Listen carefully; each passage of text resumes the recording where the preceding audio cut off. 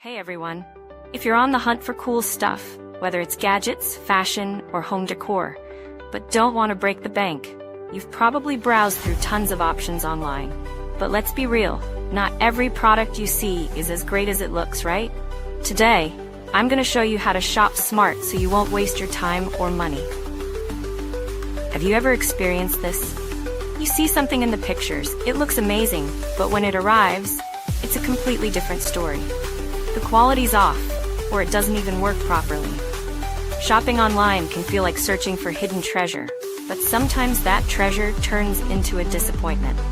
Luckily, you can still find awesome products if you know the tricks. Always check reviews, look at user-uploaded photos, and compare sellers. The key is balancing price and quality. Don't worry, I've already handpicked some of the best products for you, from cool gadgets to stylish home decor. Hey everyone! If you're on the hunt for cool stuff, whether it's gadgets, fashion, or home decor, but don't want to break the bank, you've probably browsed through tons of options online.